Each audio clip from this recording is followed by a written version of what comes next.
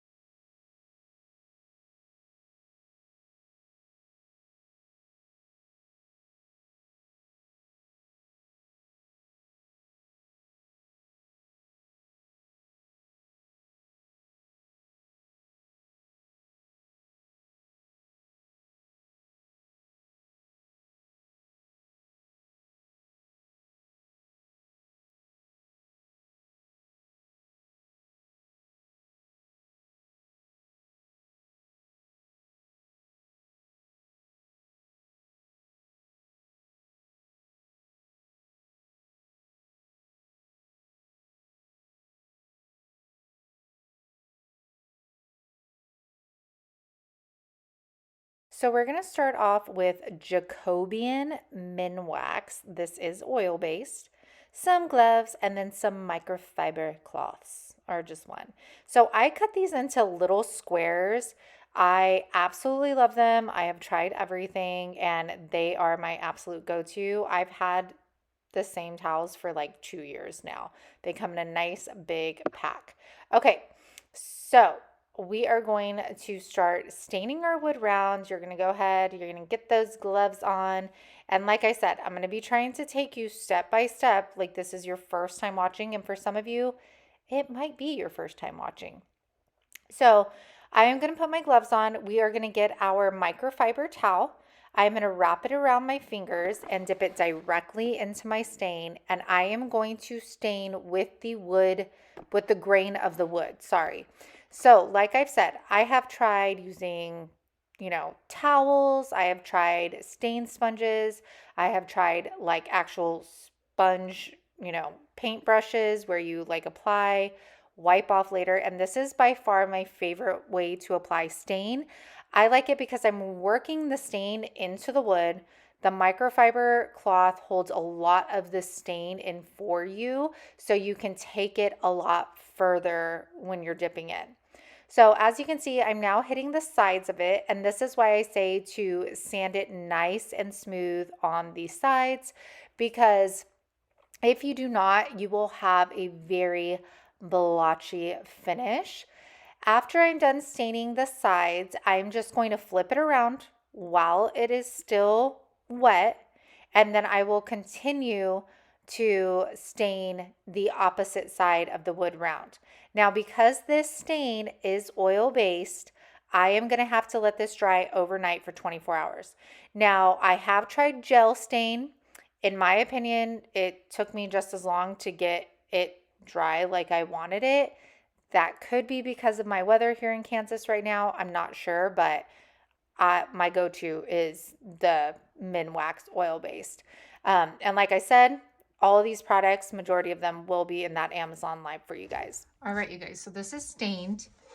Then I didn't take you outside, but then I sprayed it with this Bullseye shellac. It dries in minutes. It is clear.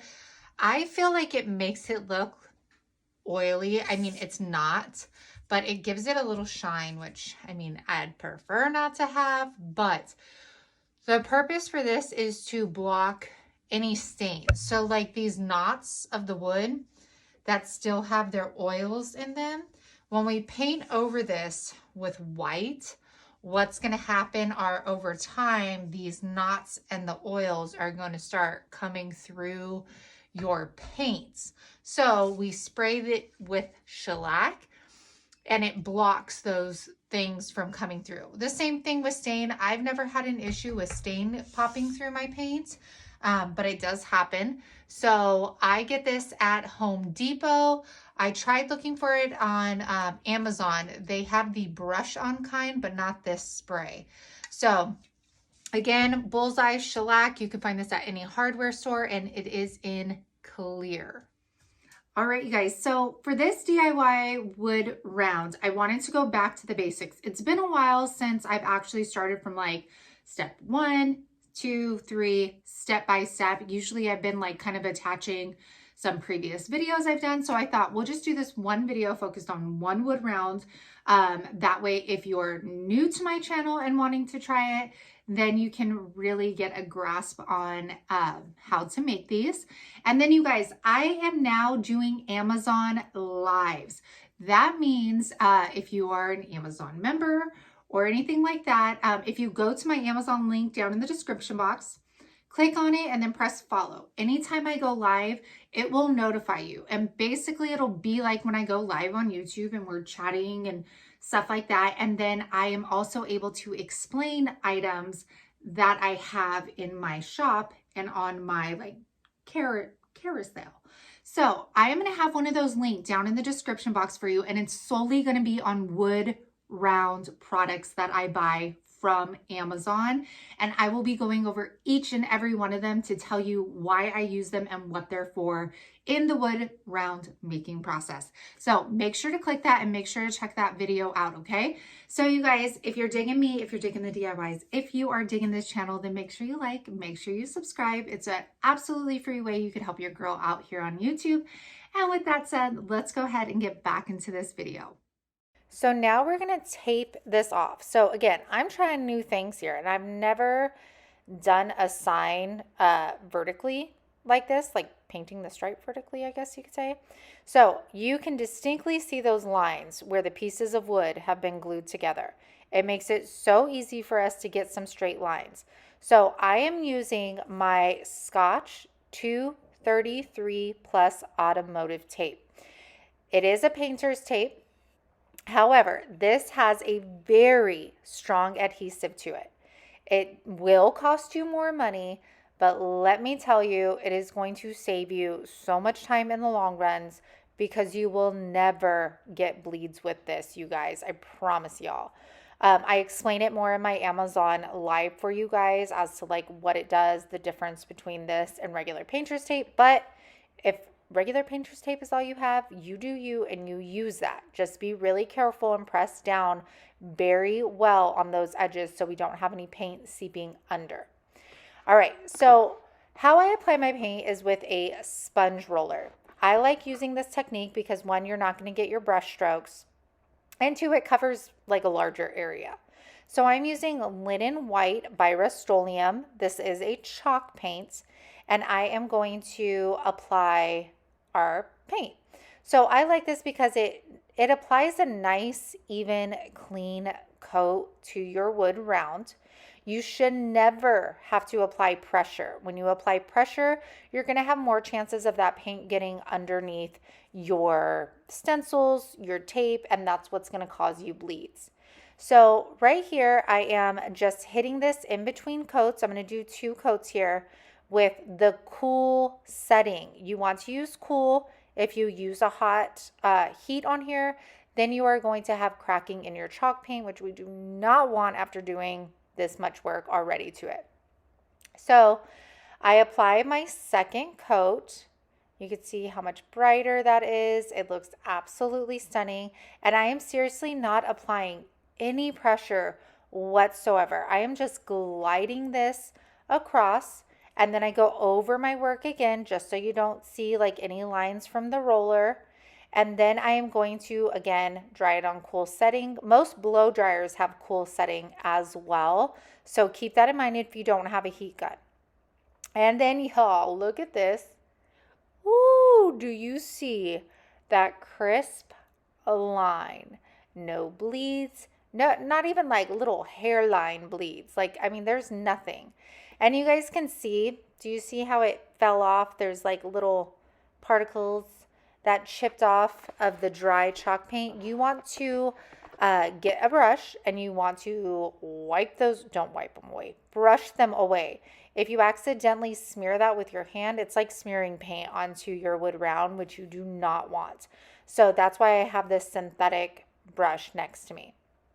So I'm going to continue to take our tape off, and then we are going to move on to our design. So I am measuring. So on the right side is where I know I want my design. So I am going to measure this side. It's 7.5 inches. I will link down below a Cricut video that I made on how I do my designs in Cricut Design Space. And I am also going to attempt, you guys, listen, attempt to link the design for you down in the description box as well. It is only going to be for Cricut users, unfortunately.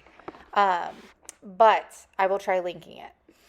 So I am peeling this back. I'm using Oramask 813 stencil vinyl with Vinyl Ease transfer tape. I swear by this stuff. It is my absolute favorite. And I am just going to eyeball it. You guys, I've always eyeballed it. It works for me. If it doesn't work for you, I'm sure there's other ways of doing this. I am just doing what I know works for me. So we're going to go ahead and we're going to peel that Vinyl Ease back. And like I said, you guys, what works for me might not work for everybody else. And that is okay. I'm sure if you're getting into wood rounds, you've seen so many videos and there's so many people saying so many different things, and that's okay. You just have to practice and you have to see what is going to work for you and your style. So I am taking that Vinyl Ease, you guys, and I'm just using this as like my masking tape and putting it all around my transfer so I don't get any of the paint on anything I don't want it to go on. Then we're going to take that chalk paint once again. We are going to take another roller. Now this is the same exact thing, you guys, except it's a smaller roller. I got this at Menards, and again, super light coats, no pressure at all. And then I'm going to take my heat gun, put that on my cool setting, and I'm going to dry it in between coats. Now for this one, I think it's because my sponge was so old, it wasn't holding the paint that well. So I did have to do 3 coats of paint on like my design portion. But it ended up being bright, beautiful, not blotchy, which is what we're going for. So I'm going to finish this 3rd coat up. Then we are going to start weeding. So when you weed, you want a very sharp weeding tool. When I first started, I had a very dull weeding tool and I would gouge my wood. And what that means is when you are trying to get underneath your vinyl, if your weeding tool is not sharp enough, you are going to dig underneath that vinyl to get it up. And it's going to put little holes all in your wood where that vinyl was. When I got this Cricut tool, this thing is so sharp. It gets right underneath that vinyl and I am able to lift it off, which I love, so I do not have the issue of gouging my wood anymore. So as we're taking this off, I want to show you close up. Do you see all of the little chips of the dry chalk paint that gets on your wood round? Now, I learned this the hard way. You guys don't have to. You see I'm taking, this is just an apple barrel synthetic paintbrush. You could use any paintbrush. Just make sure it's clean and dry. And I am brushing it away as I'm working. That way I don't get a finger in it. If I like rest the side of my palm like I am right here on it, I'm not going to smear that paint back into my wood round and then cause a smear. Like it will look like you took wet chalk paint and smeared it on your wood round. So make sure you're brushing that away. And if you're messy like me, then all of it will end up on you. I get really fancy for you guys when I craft, I mean, you guys are so welcome. All right, now we are going to clear our wood round. So what I'm using is Helmsman Spar Urethane, water-based. Remember, water-based. Now, Helmsman is getting very hard to find these days. So I am going to switch over. It is in my Amazon Live to Varathane Spar Urethane water-based. You want water-based because it will not turn your paints yellow. And then we want Spar Urethane because Spar Urethane is meant to protect from the outside elements. Most wood rounds go on outside doors, and it protects it from the changing climates. It protects it from, I was going to say the X-rays, the sunshine. You guys are picking up what I'm putting down. So we want to use Spar Urethane if your wood rounds are going outside. I do 2 coats on the top. I'm just using a regular chip brush. I hit these sides as well because you're going to have some of that clear drip down. If you leave it, it's going to be a cloudy mess. We don't want that. So I do 2 coats on the front. In between coats, I dry on cool, and then I'm going to flip it around and I'm going to put 2 coats on the back. Now you can sand in between with a fine grit sandpaper if you'd like to. I don't ever do that, but I know some people don't maybe like the texture, I guess. I'm not sure. I don't really see texture when I apply the clear, but like I say, to each their own, and you do you, and you do what you think is going to look right and work for your wood rounds. Okay, you guys, so now we're going to apply our D-hooks. These D-hooks specifically, like I said, if you check out my Amazon Live, these hold up to 50 pounds. They're my go-to when hanging wood rounds. I love them. I haven't used anything else. If you go to the hardware store, you're going to find that these are much more expensive than buying them in a larger quantity on Amazon. Hey, get out of the bags. So usually when I do my wood rounds, they're turned the other way so that if you could see, the lines of the glued panels of wood are this way. So it's a lot easier to line up my D-hooks because I just line them on the line, right? And then I put them 3 inches in on each side. This one's a little tricky because I don't have anything. Now, I know people have said you can make templates. Y'all, I'm just doing what works for me, and what works for me is eyeballing. It ain't gonna always be perfect, and that's okay. Because the way that you hang your jute wired cord, you can rotate the wood round to be even on the front. You guys get what I'm saying? All right, anyways, I lined these up. We're gonna screw them in. We're gonna attach our wired jute. Let's go. So now I'm just gonna take my screw gun. These screws actually come with the pack of D-hooks, so it makes it so much easier. I screw those in, and then I'm going to take my wired jute cord. I usually measure about 21 to 22 inches when making them, like, for sell. But for me, I measure mine out because my door has a storm door on it, and there's like a line in the middle of the door, so I want it above the line. So yeah, anyways, wire jute cord, all I did was twist it up, and I love this. You could also use ribbon. There's a lot of different things that you can use, but I really like how thin the wire jute cord is and how sturdy. All right, this is another new thing for us with my wood rounds. We are going to staple greenery. Yes, if you guys have watched my wood round videos before, you know I usually bundle my greenery and my bow all in one, so it is just way easier to attach. With these, since we were going up the side, I knew I wasn't going to be able to do that because I would not be able to get this length. So I grabbed some lamb's ear, I grabbed my staple gun, and I'm going to get wherever I can that I know is going to be covered by these leaves.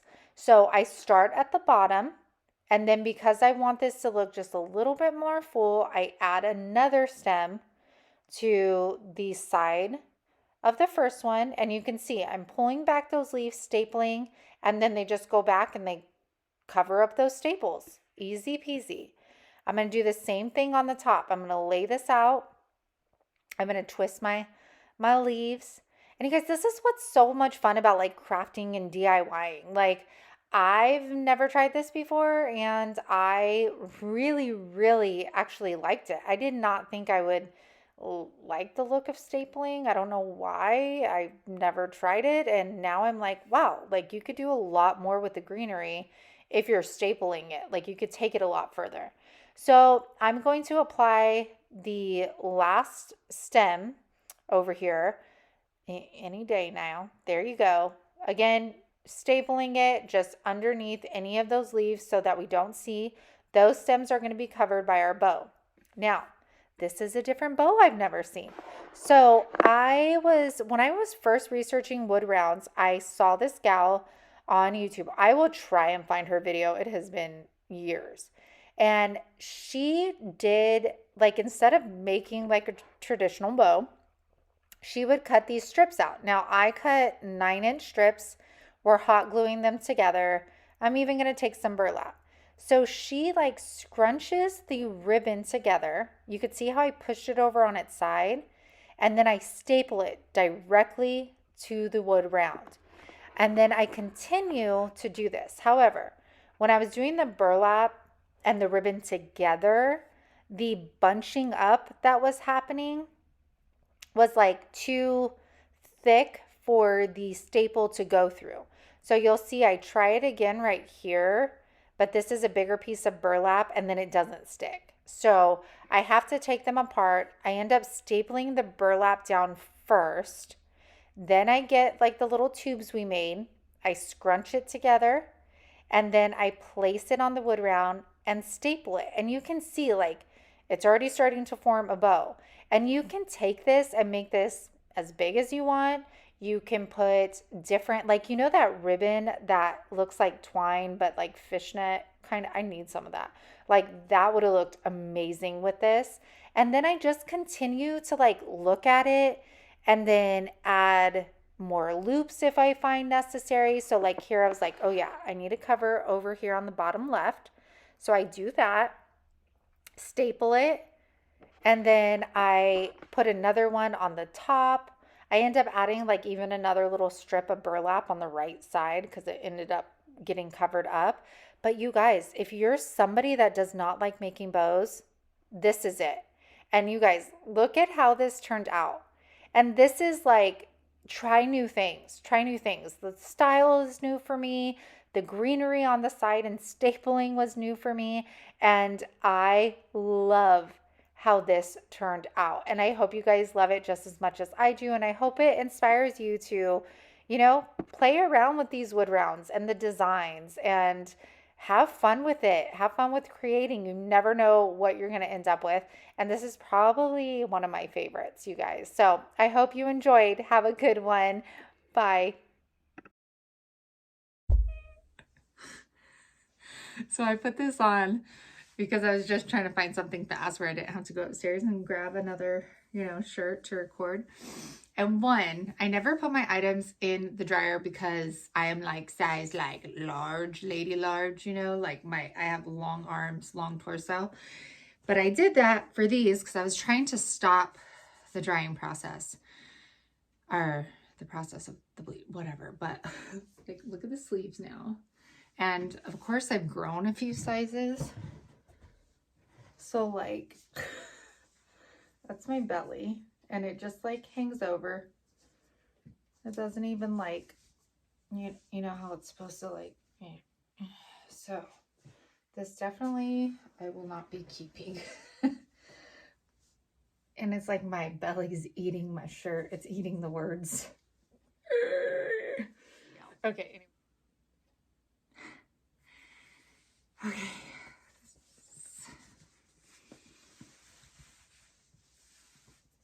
Too large.